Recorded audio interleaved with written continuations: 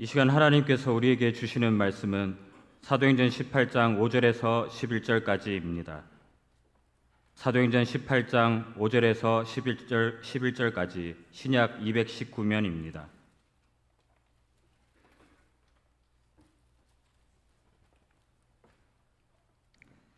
제가 봉독해 드리겠습니다.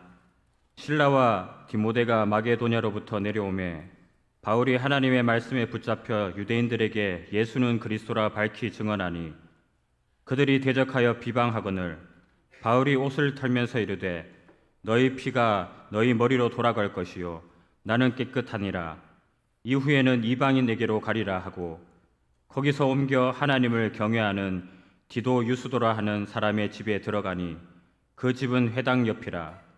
또 회당장 그리스도가 온 지방과 더불어 주를 믿으며 수많은 고린도 사람도 믿어 침례를 받더라. 밤에 주께서 환상 가운데 바울에게 말씀하시되 두려워하지 말며 침묵하지 말고 말하라. 내가 너와 함께 있음에 어떤 사람도 너를 대적하여 해롭게 할 자가 없을 것이니 이는 이 성중에 내 백성이 많음이라 하시더라. 1년 6개월을 머물며 그들 가운데서 하나님의 말씀을 가르치니라. 아멘. 푸르고 짙은 녹음이 깊은 6월이 다가왔습니다. 이 6월에 이제 여러분의 삶들 가운데도 풍성한 녹음이 짙어지는 것처럼 많은 은혜가 짙어지고 열매가 짙어지고 사랑이 짙어지는 그런 축복이기 바랍니다. 앞뒤 좌우로 서로 반가운 마음으로 서로 인사 나누고 축복하겠습니다. 사랑합니다. 축복합니다. 잘 오셨습니다. 오늘 말씀을 생각하면서 따라하시겠습니다. 복음을 두려워하지 않고 담대하게 전하겠습니다. 아멘. 본문은 이 바울이 아덴을 거쳐서 고린도 교회에서 있었던 일입니다.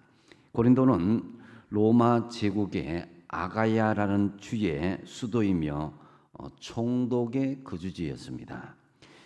부유한 상업 도시였기 때문에 굉장히 모든 물질이 넘쳐났고 또 도덕적인 타락이 심한 도시였습니다. 그리고 항구 도시였기 때문에 언제든지 모든 물자가 풍요한 그런 도시였습니다. 그래서 복음의 귀를 기울이기보다는 세상 사는 재미에 푹 빠져서 살아가는 도시가 이 고린도 도시였습니다. 이곳에 도착한 사도 바울, 후원하는 사람이 없어서 스스로 이때까지만 해도 장막지기를 하면서 전도를 하였는데요. 가는 곳마다 너무나 박해가 심하고 적대자들의 그런 핍박이 심한 상황이었습니다.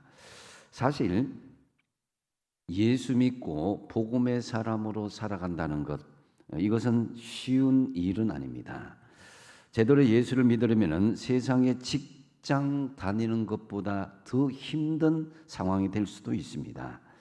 본문에 보면 실제로 사도 바울은 전도를 하다가 무수한 박해와 어려움을 당하는 것을 볼 수가 있는데요.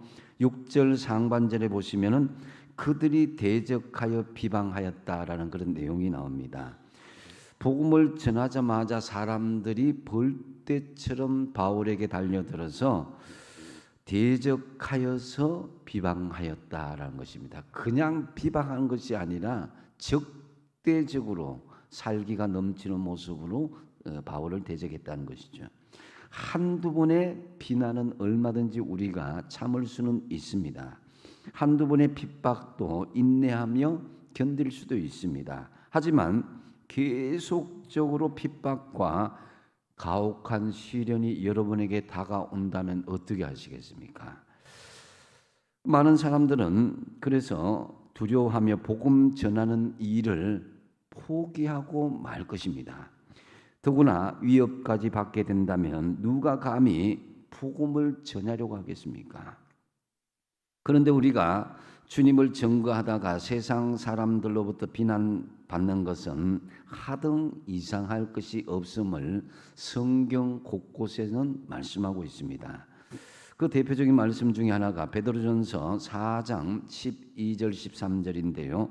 사랑하는 자들아 너희를 연단하려고 오는 불시험을 이상한 일 당하는 것 같이 이상히 여기지 말고 그랬습니다. 이 연단이란 것은 여러 가지 영적인 연단일 수도 있지만은 믿음 안에서 우리의 신앙을 지키며 복음을 전가하는 삶들 가운데 오는 연단을 이야기하는 거예요. 그래서 13절에 보면 오히려 그럴 때 너희가 그리스도의 고난에 참여하는 것으로 즐거워하라. 이는 그의 영광을 나타내실 때에 너희로 즐거워하고 기뻐하게 하려 함이라고 말씀하고 있습니다. 복음 때문에 세상 사람들로부터 핍박을 당하고 또 비난을 받고 듣는 것이 그렇게 이상한 것이 아니라 믿음 안에서는 정상적인 것이다라는 거죠. 만약 세상 사람들이 우리를 어떤 비난도 하지 않고 해를 끼치려 하지도 않고 대적하려 들지 않는다면은 우리의 복음 전도의 삶은 잘못되어져 있는 부분이 있을 수도 있다라고 생각할 수 있어야 됩니다. 우리가 친하게 잘 지내다가도 여러분 복음을 전하려고 한번 시도해 보십시오. 단번에 사람들이 돌변하여서 우리 믿는 사람들을 소외시키거나 비난과 공격을 하게 될 것입니다. 결국 우리가 복음을 전하지 못하고 잠잠히 있는 이유가 무엇이겠습니까? 무엇 때문에 입을 굳게 다물고 있는 것입니까? 그것은 우리의 신앙이 세상에 대한 두려움을 가지거나 아니면은 내 이기적인 신앙 때문일 것입니다. 우리의 신앙이 나 자신이나 내 가정, 내 교회 안에서만 머물고 밖으로 뻗어나가지 못한다면은 주님으로부터 그 복음의 진리가 머물러 있는 것에 책망을 받을 수밖에 없을 것입니다. 하나님께서는 너희가 신앙생활 열심히 잘해서 직분 받고 권사 받고 집사 되고 그렇게 하라고 하지 않았습니다. 거기서 나와서 나를 통해서 복음이 세상으로 흘러가기를 원하신다라는 것이죠. 그래서 9절에 주님께서 바울을 통해서 말씀하시는데요. 한번 같이 한번 9절 말씀을 읽어보겠습니다. 같이 읽겠습니다. 시작. 밤에 주께서 환상 가운데 바울에게 말씀하시되 두려워하지 말며 침묵하지 말고 말하라. 아멘. 침묵하지 말고 말하라는 말씀은 말 그대로 입 다물지 말고 말하라는 말씀입니다. 꾸물거리지 말고 포기하지도 말고 위축되지도 말고 하나님이 주신 이 복음의 말씀을 담대하게 두려워하지 말고 전하라는 말씀이죠. 그래서 입은 밥만 먹고 잡담하라고 주신 것이 아닙니다. 입을 열어서 복음을 전하라고 하는 것이 분명히 있다는 것을 아시고 우리가 입을 닫아서는 안 될 것입니다. 하나님께서 우리에게 입을 주신 것은 마땅히 할 말을 담대하게 외치라는 말씀입니다. 그렇다면 우리가 어떻게 해야 이 복음을 두려워하지 않고 담대하게 전할 수가 있겠습니까? 오늘 본문을 통해서 보면 먼저 첫 번째로 하나님의 말씀에 붙잡혀 살아갈 수 있어야 된다라는 거죠. 오늘 보면 5절 말씀이 그것인데요. 바울이 하나님의 말씀에 붙잡혀 유대인들에게 예수는 그리스도라 밝히 증언하였다 그랬습니다. 하나님의 말씀에 붙잡힌다는 것은 나의 모든 의지나 생각을 내려놓고 하나님의 성령께서 말씀하시는 그 말씀에 순종하여서 절대 순종하는 것을 말하는 것입니다. 그래서 여기에서 하나님의 말씀에 붙잡혔다라는 말씀은 새 번역에 보니까 오직 말씀을 전하는 일에만 힘을 썼다 이렇게 말하고요. 공동 번역에서는 오로지 전도에만 힘썼다라고 번역하고 있습니다. 이 복음 전하는 것을 두려워하지 않으려면은 여러분 말씀에 붙잡혀 살아가시기 바랍니다. 지금 코로나 이후에 많은 교회들이 이전에 성장 동력을 잃어버린 채 침체를 거듭하고 있는 것이 현실입니다. 이때 우리 교회 공동체는 저는 역설적으로 밖으로 나가야 할 때라고 생각합니다. 세상을 향하고 세계에 눈을 돌려야 할 때라고 생각합니다. 왜냐하면 과거 예루살렘 교회가 복음을 받고서도 유대인 중심으로 교회가 엄청나게 폭발적으로 성장했습니다. 한 번에 3,000명, 5,000명 전도되는 놀라운 일들이 벌어지게 되었습니다. 그런데 그때에 하나님께서 로마를 들어서 강력한 핍박을 통해서 예루살렘 교회를 흩어버리는 일들이 생겨납니다. 그리고 다시 새롭게 재정비된 교회가 안디옥 교회였습니다. 이 안디옥 교회의 특징은 교회 밖의 세상을 향하여서 흩어지는 교회, 담대하게 복음을 전하는 교회로 하나님께서 그렇게 세워주셨습니다. 그랬을 때에 하나님께서는 초대교회의 촛대를 예루살렘 교회에서 안디옥 교회로 옮기심으로 이 안디옥 교회를 중심으로 복음이 전 세계로 흩어가도록 그 중심들, 거점 교회로 하나님께서 만들어 주신 것입니다. 우리는 이 사실을 역사적인 반면 교사로, 교훈으로 삼아야 될 줄 압니다. 부흥하는 예루살렘 교회를 왜 흩으시고 다시 새롭게 안디옥 교회를 통해서 하나님께서 부흥케 하시는가? 이것을 생각할 때에 교회는 가만히 주저앉아 있는 안전뱅이 교회가 되면 안 된다는 거예요. 우리끼리 잘 먹고 잘 사는 그런 공동체가 아니라는 것입니다. 오늘날 코로나 이후에 많은 교회가 지속적으로 성장하지 못하고 퇴보하는 그것은 바로 여러 가지가 있겠지만 끼리끼리 문화가 살아 있습니다. 오래 교회 다니다 보니까 같은 친한 사람끼리 그런 사람끼리는 잘 지내는 그런 일들이 벌어집니다. 때로는 다투기도 하지만은 서로 잘 아는 사람끼리라 화합이 참 잘 됩니다. 그런데 서로 뜻이 맞는 사람들끼리는 참 죽이 맞아서 웃고 떠들고 즐기지만은 낯선 사람들이 들어온다든지 아니면 새로운 환경에 우리가 나아간다든지 하는 데서는 굉장히 이렇게 그렇게 적극적이지 않습니다. 더더군다나 끼리끼리 모여 재미있게 신앙생활을 하면 그뿐이라는 생각에 전도할 생각을 하지 않을 뿐만 아니라 세계 선교도 깊이 생각하지 않은 경향들이 있습니다. 여러분 한번 생각해 보십시오. 새 가족이 이렇게 들어오게 되면 일일이 처음부터 가르쳐 줘야 되고 전화해 줘야 되고 물질 투자해야 되고 시간 들여야 하고 또 선교는 더더욱 얼마나 피곤한지 모릅니다. 그래서 사람들은 우리끼리만 신앙생활 잘하면 되지 구태여 전도와 선교가 왜 필요하냐? 우리 교회 잘 나가고 있지 않느냐? 우리 교회 그건 문제가 없지 않느냐 하지만은 그것은 그렇게 지속될 때 세상의 개 모임과 무슨 차이가 있겠습니까? 교회 공동체의 정체성은 우리 안에 모이는 교회의 이 복음의 진리를 예열시켜서 흩어지는 교회, 이 복음을 세상 밖으로 흘러보내야 그것이 정상적인 교회 공동체의 정체성을 지니고 있다라고 할 수 있는 것입니다.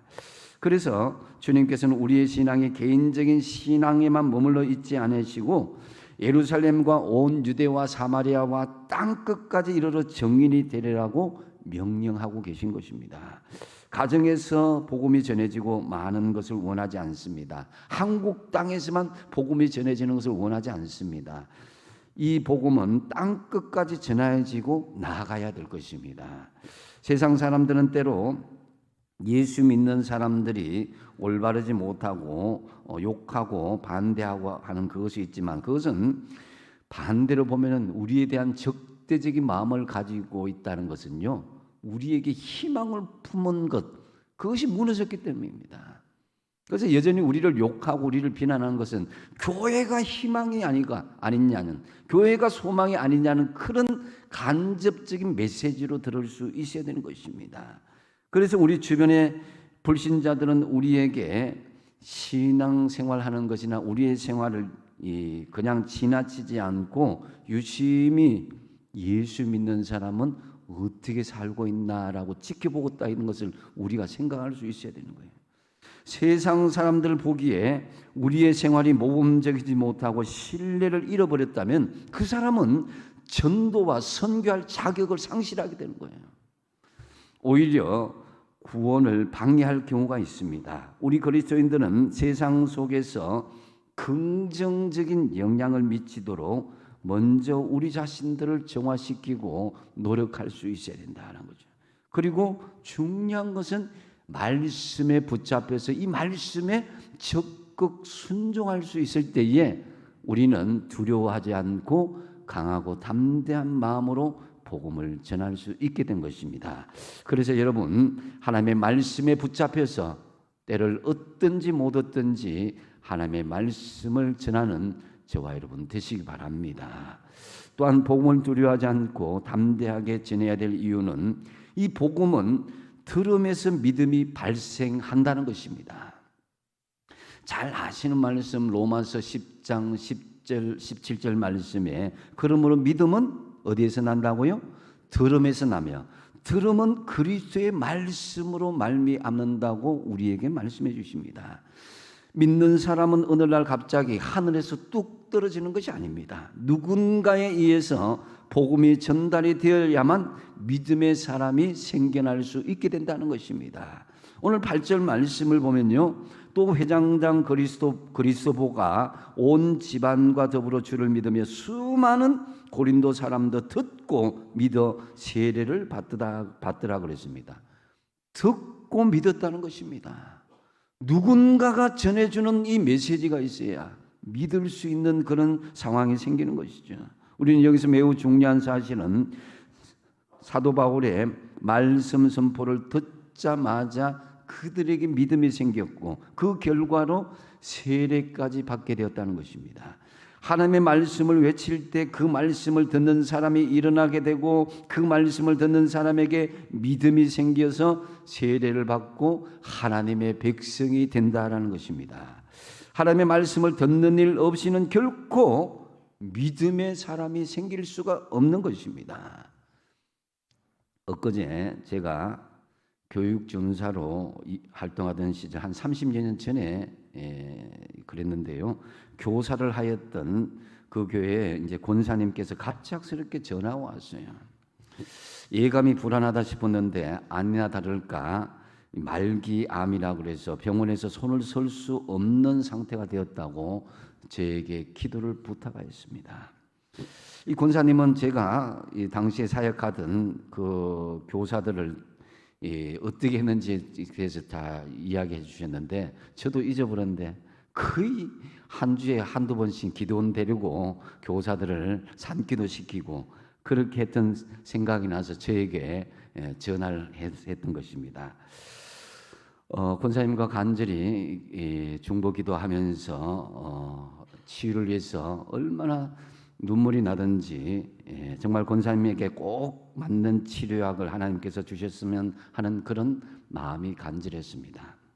어쨌든 그런데 여러분, 아무리 치료약이 있다 할지라도 그 약에 대해서 말해주는 사람이 아무도 없다면은 그 약은 아무 소용이 없게 되는 거예요.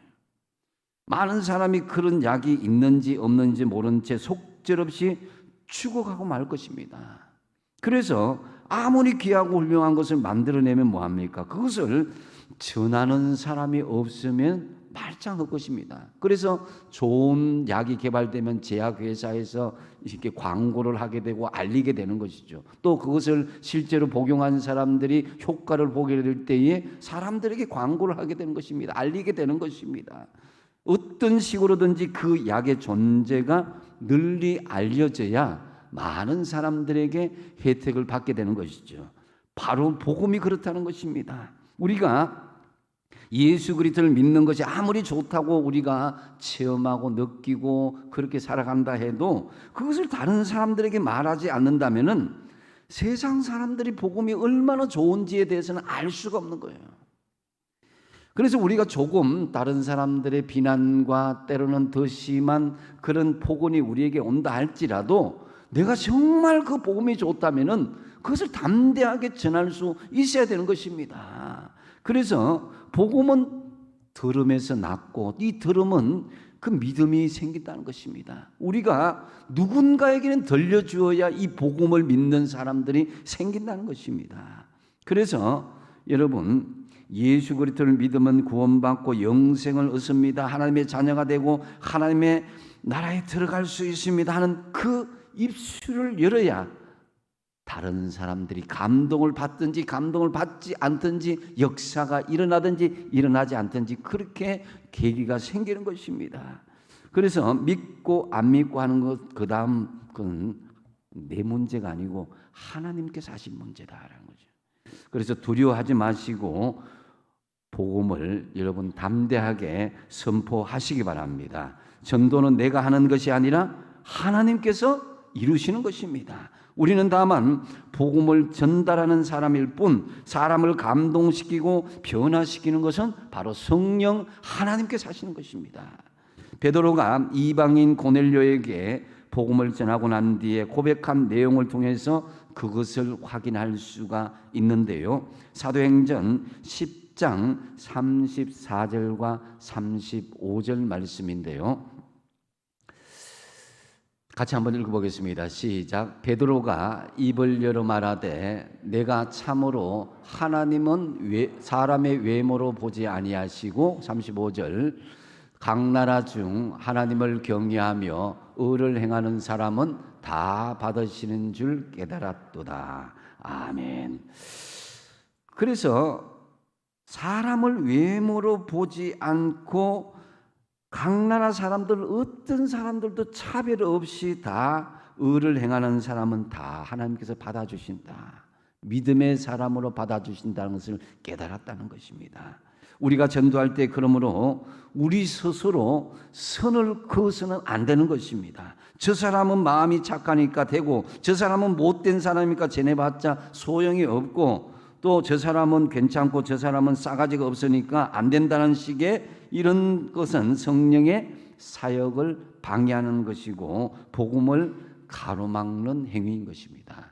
지극히 주관적인 생각으로 복음을 전하지 말라는 것입니다. 복음은 이 사람들의 외모를 통해서 판단하거나 그것을 통해서 내가 결정해서 전하는 사람, 전하지 않은 사람을 구분두지 말라는 것입니다. 그래서 우리가 할 수 있는 것은 단지 복음을 제시하고 불신자들에게 알려주는 것밖에 없습니다. 불신자를 구원하고 그 사람들을 믿음으로 인도하여 주시는 분은 내가 아니라 하나님이십니다. 그러므로 우리가 복음을 전할 때에 아이고 이 사람을 믿을까 안 믿을까 걱정하지 마십시오. 교회에 나올까 안 나올까 그건 다음에 걱정하십시오.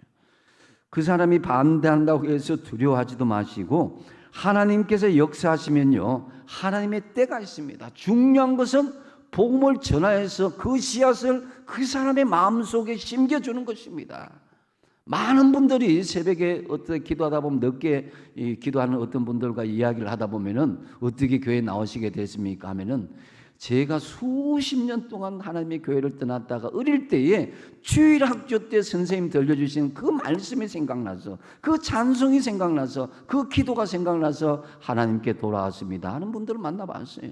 복음의 씨앗이 누군가에게 들려줬기 때문에 그러한 일들이 일어나게 되는 것입니다. 그러므로 어떤 경우에도 여러분 우리 스스로 복음에 대해서 제안하거나 판단하지 마시고 복음을 두려워하지 않고 담대하게 들려주시어서 믿음의 열매를 추수하는 역사가 있길 바랍니다. 그리고 우리가 복음을 담대하게 전해야 될 또 하나의 이유는 하나님께서 택정하신 구원받을 백성이 많다는 것입니다. 내가 생각하기에는 아이고 이까짓 거 뭐 이 직장에서 믿을 사람이 과연 있겠나? 우리 가족 친지 중에서 뭐 믿을 사람이 있겠나? 뭐 이 호계 지역에서 누가 믿을 사람이 있겠나 하지만은 하나님의 생각은 다른 것입니다. 주님께서 택하신 백성이 우리 주위에 많이 있다는 사실을 확신하시기 바랍니다. 10절 말씀이 그것이 있는데요. 이는 이 성중에 내 백성이 많음이라고 그랬습니다. 이 울산에 내 가족 친지들 중에 내 이웃들 중에 내 직장 동료들 중에 내 백성이 많음이라라고 해석할 수가 있는 것입니다. 이것을 주님의 음성으로 듣고 순종하시기 바랍니다. 가장 가까운 사람부터 그 영혼을 불쌍히 여기시고 사모하며 기도하시고 복음을 전할 수 있어야 되는 것입니다. 저는 장례를 치를 때마다 제일 안타까운 것이 마지막까지 복음이 제시되어지 못해서 정말 복음으로 살지 못하다가 돌아가는 그 영혼을 보면 너무너무 안타깝습니다. 그래서 여러분, 전했는데 그 사람이 믿지 않으면 할 수 없지만요, 만약에 전하지 않고 그 사람이 예수 믿지 않고 구원받지 못했다면 그 책임은 바로 나에게 있다는 것입니다. 그래서 전도할 때 속단하지 말아야 되는 것은, 복음을 전하다가 상대방으로부터 비난과 핀잔을 들었다면 아이고 이 사람 영 안 되겠구나, 틀렸구나, 끝났구나 생각하지 말라는 것입니다. 우리를 비판하고 우리를 적대하는 사람들 가운데서도 이미 하나님께서 택정해 놓으시는 백성이 있다는 것입니다. 우리 스스로 판단해서 이 사람에게는 복음을 전하면 안 되겠구나라고 지레 짐작해서 입을 닫아버리지 말라는 것입니다. 우리 주님께서는 이 울산 지역의 수많은 믿음의 백성들을 숨겨놓고 계십니다. 지금 우리를 통해서 하나님은 그 사람을 구원하시고자 하는 계획이 있음을 믿으시기 바랍니다. 이 성중에 내 백성이 많음이라. 지금 우리 주변에 비록 복음을 강력하게 반대하고 있더라도 그의 품으로, 주님 품으로 돌아올 준비된 사람이 있는 것입니다. 지금은 불당이나 다른 종교를 찾아다니지만은 하나님의 때가 되면 하나님께로 돌아와서 구원받게 될 백성을 준비해 놓고 계시다라는 것입니다. 그들에게 복음을 전하는 통로로 바로 저와 여러분을 세워주신 것입니다. 이 파수꾼 의식을 가져야 영혼을 향한 불쌍한 마음이 생기고 담대하게 복음을 전할 수가 있게 되는 것입니다. 우리가 입을 열지 않음으로 인해서 하나님께서 예수 준비한 그런 영혼들, 천하보다 귀한 영혼을 놓친 핏값을 우리에게 물을 수도 있다는 것을 알아야 됩니다. 6절 말씀이 바울이 그 말씀을 고백하고 있는 것인데요, 6절 말씀 같이 한번 읽어보겠습니다. 시작. 그들이 대적하여 비방하거늘 바울이 옷을 털면서 이르되 너희 피가 너희 머리로 돌아갈 것이요 나는 깨끗하니라. 이후에는 이방인에게로 가리라. 아멘. 바울은 이 대적자들의 비방을 개의치 않고 주의 복음을 담대하게 전합니다. 그런데 그들이 복음을 받아들이지 않자 어떻게 이야기합니까? 너희 피가 너희 머리로 돌아갈 것이요 나는 깨끗하니라 그랬습니다. 이것은 바울이 복음을 전하는 책임을 게을리하지 않았다는 것입니다. 바울은 복음을 전하지 않는 핏값에서 자신은 깨끗하고 이방인에게 그때부터 복음을 전하는 것을 선포하는 것입니다. 에스겔서 3장과 33장에 보면요, 에스겔을 파수꾼으로 세운 내용이 나오는데 그중에 특별히 에스겔서 3장 17절에서 19절을 보면은 분명하게 에스겔을 파수꾼을 세우는데 우리에게도 그것이 동일하게 적용되는 말씀입니다. 에스겔서 3장 17절에서 19절 연속으로 읽겠습니다. 시작. 인자야, 내가 너를 이스라엘 족속의 파수꾼으로 세웠으니 너는 내 입의 말을 듣고 나를 대신하여 그들을 깨우치라.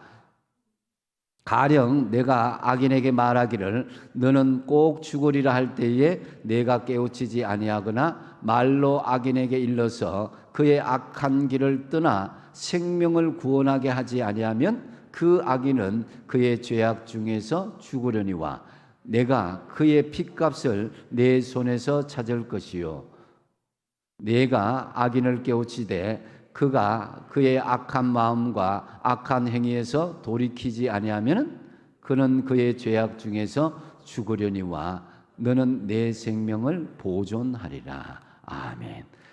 하나님께서 에스겔을 이스라엘 백성들에게 구원의 파수꾼으로 세운 것처럼 오늘 이 시대에 저와 여러분을 하나님께서 구원의 파수꾼으로 세운 줄로 믿으시기 바랍니다.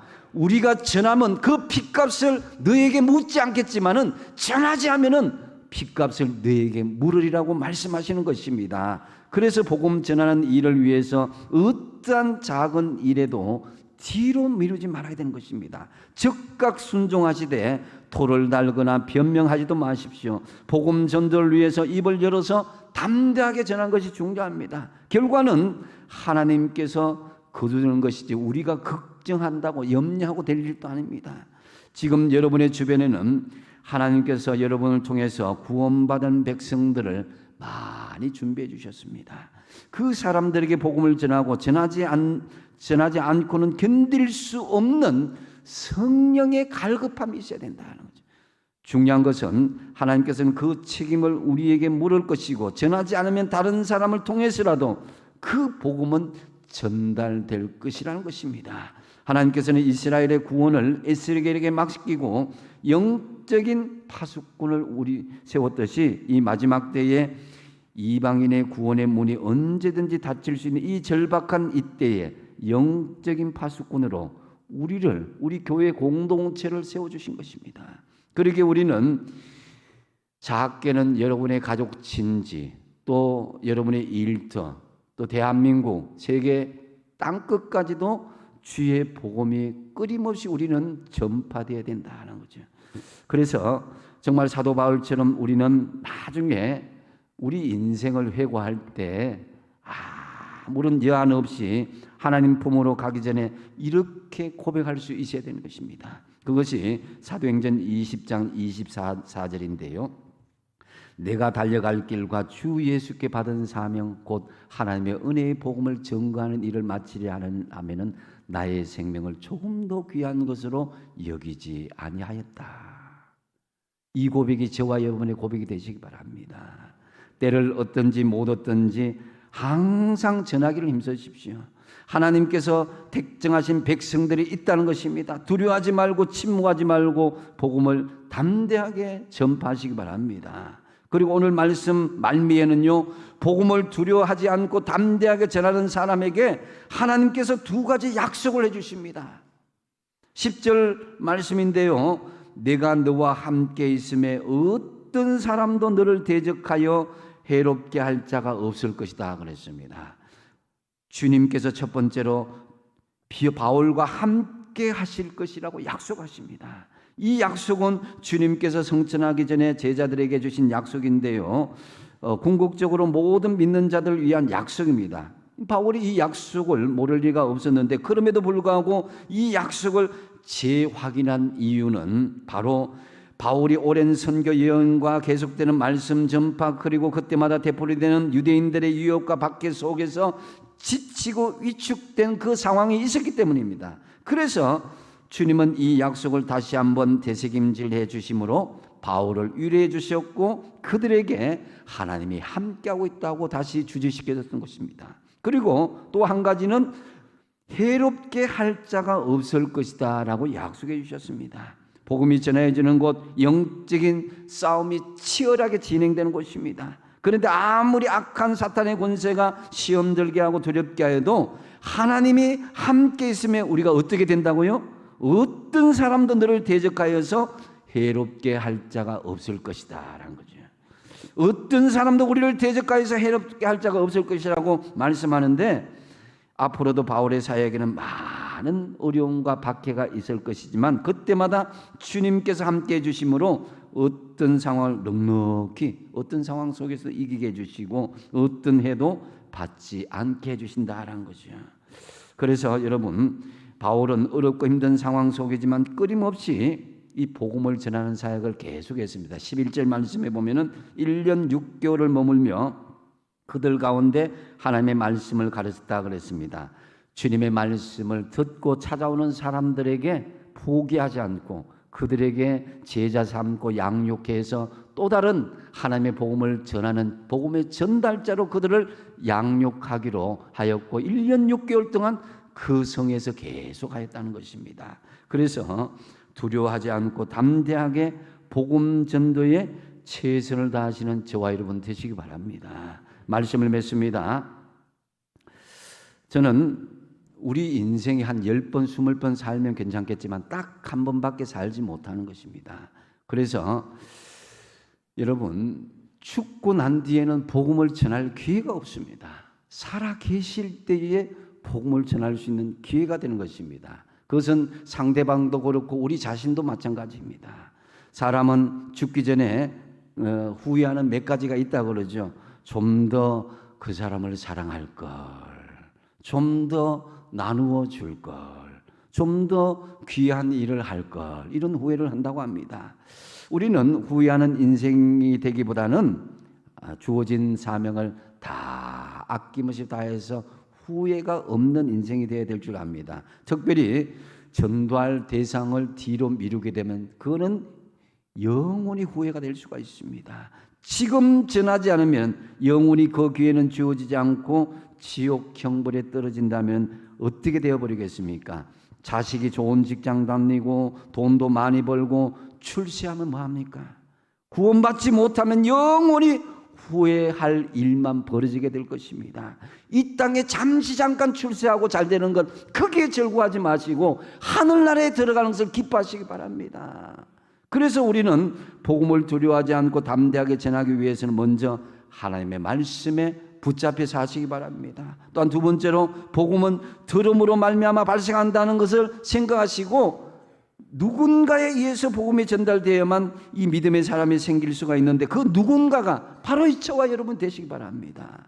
또한 세 번째로 하나님께서 택정하신 구원받은 백성들이 많다고 그랬습니다. 때를 얻든지 못 얻든지 구원받은 백성이 있다는 믿음을 가지고 담대하게 우리는 전하면 되는 것입니다. 담대하게 복음을 전하는 우리에게 주님께서는 함께 하시고 대적하면서 해롭게 하는 자에게 하나님께서 지켜주실 것입니다. 참으로 저와 여러분 어떤 두려움 앞에서도 담대하게 복음을 전하는 저와 여러분 다 되시기 바랍니다. 기도하겠습니다.